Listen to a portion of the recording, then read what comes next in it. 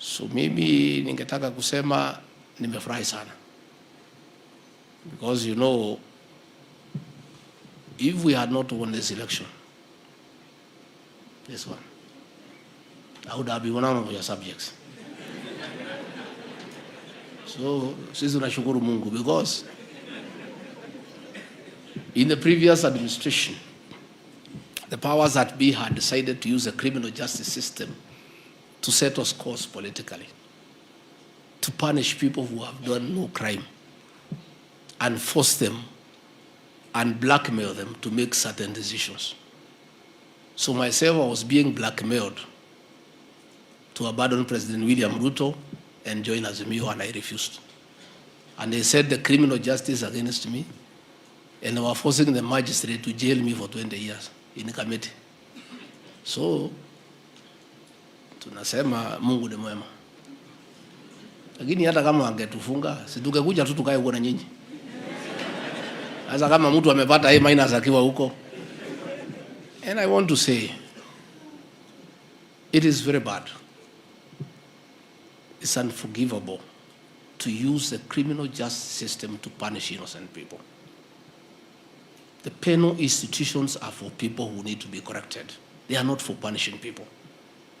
You cannot use the criminal justice system to punish innocent people, to send them to the penal institutions for the purposes of punishing them. And we are glad that there are some judicial officers who are very firm in ensuring that the rule of law is upheld. In my case, the magistrate was being forced to jail me without any evidence. And he was under pressure. A gun was held over his hand. And when he looked and realized there was no evidence, and I think after he listened to what is happening in the country, he decided the case should only be heard after the elections. And he put it in September. And the DPP was forced to appeal that decision to hear it in September. And he declined. He said it should be heard in September. Because he knew the new government would stop that nonsense. And when we won, the DPP went back to court and said, I had no evidence against me, I was being forced.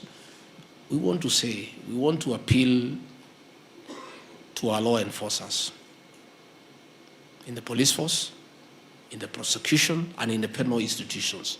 Be fair. Be fair to your fellow human beings. If you are a prison officer, don't beat inmates because they are there and harass them. Already they have been confined. That is enough punishment. Denial of liberty is enough punishment. You don't need to go beyond there. Handle those people with empathy and understanding. Let me tell you, PS, let us improve these penal institutions when we have the opportunity. You never know. You never know. You never know.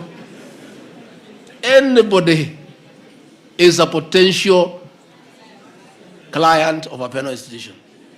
Isn't it? Those of us who have the responsibility to improve these penal institutions, let us do so. Let us improve them. Even if you don't go there, your own sister could find herself there. Your own brother, your own child.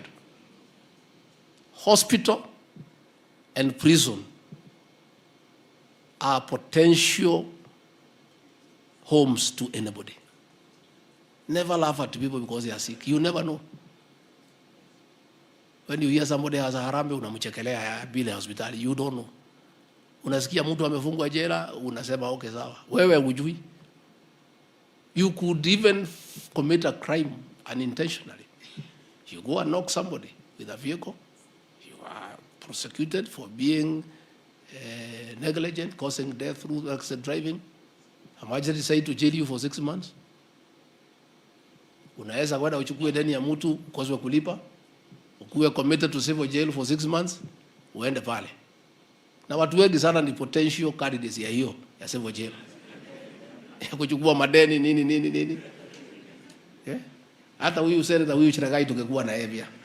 Huyu alikuwa mtu ya kushikwa kila Friday. You know, so let us ourselves, all of us, be fair people. There was a minister called Stanley Oloitip. He was a minister for Home Affairs during the Kenyatta era. It's good I tell you that story. He never did anything for the prisons. He was told there are no mattresses. He asked why prisoners want mattresses. He was told there are no blankets. He said they should sleep on the floor. He was told food and ration is not sufficient. He said if they wanted to eat food, they should not have committed the crimes. They should have stayed at home. As fate would have it, he committed a crime, but not a serious one because of politics. He was jailed for 1 year. He was a huge fellow, extremely huge. So when he arrived at committee, there was no uniform that could fit him.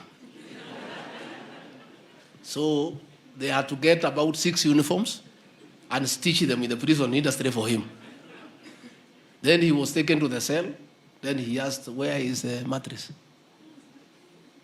Abiwa hakuna, na blanketi hakuna.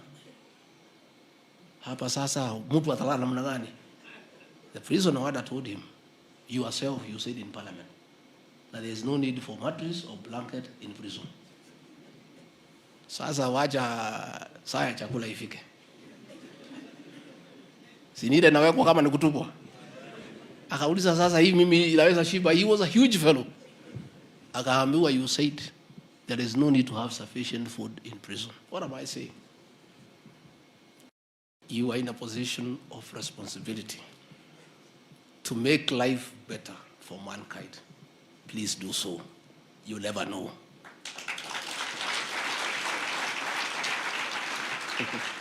So I want to encourage you and assure you that your things are in good space.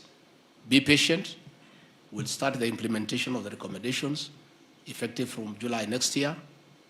Mutapata nyongeza, lakini pia haina mkiongezwa mchunge pesa yenu. Uitumie vizuri. Let us not use money like you will be working throughout. You must know that one day you retire. Enda pale kwa society, save pesa yako, start a small project so that you also prepare for retirement because you will be there forever. That is my advice to our officers, that be prudent in how you do your things, make savings. You need those savings as you go along. Otherwise, I want to say I was very impressed by the testimony of the 2 people here, the ex-inmates, and really it shows that the corrective services are working, and I want to encourage you to continue rehabilitating and reforming the people put under your care by the justice system, and you wait to society, you wait to God to take care of them and make them better people. I'll look for the officials of the Magereza Society so that I also put some money there so that we increase our shares of our society, and together we can build that society together because it has served me well. I took about 4 loans. And the house where I live today in Karen, I bought it through a loan from Magereza. You know, I saved, and I was able to put a deposit for the house. So I really want to encourage you to continue working hard, continue taking care of these people, continue reforming our citizens, and God will be kind to you and also take care of you in your endeavors.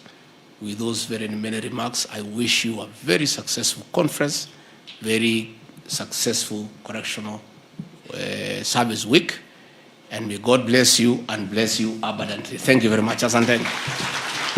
Let's appreciate His Excellency, the Deputy President, Your Excellency. We request you to